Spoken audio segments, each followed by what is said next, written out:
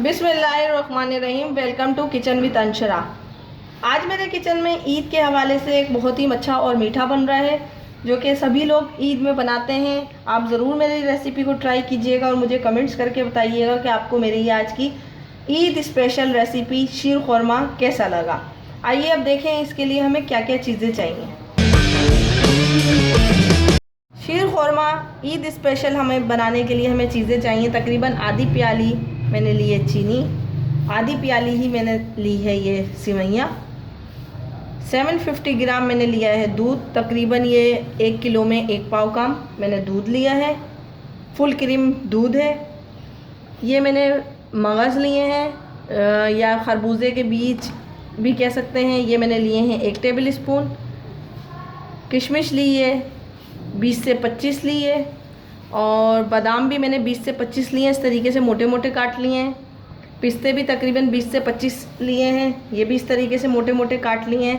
3 से 4 अदद मैंने छुआरे लिए हैं, इनको इस तरीके से लंबे स्लाइस में काट लिया है।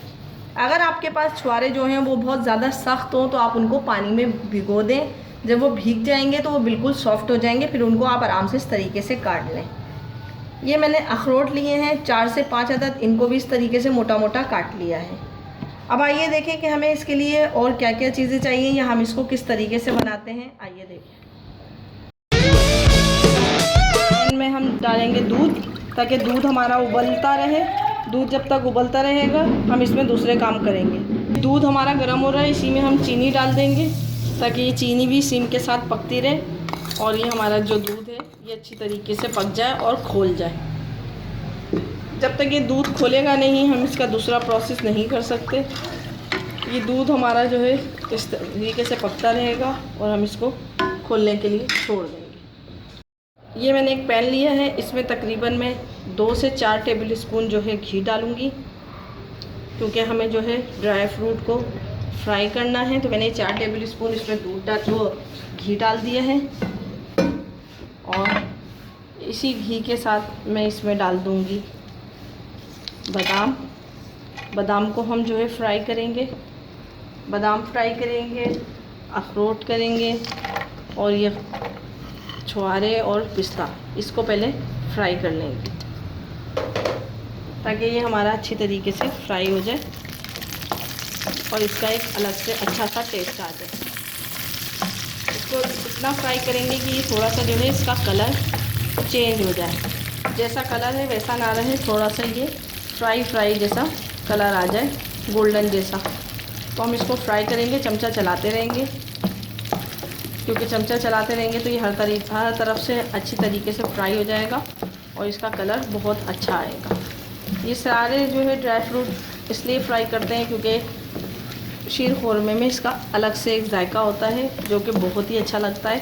कच्चा नहीं डाल सकते, कच्चा डालने से इतना अच्छा मज़ा नहीं आएगा जितना अच्छा शीर खुरमे में फ्राई करने से आएगा।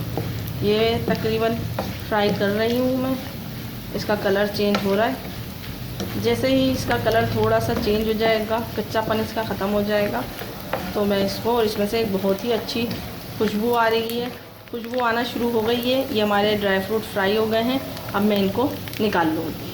अब इसमें किशमिश और खरबूजे के बीज जो हैं वो डाल देंगे और उनको भी अच्छी तरीके से फ्राई करेंगे।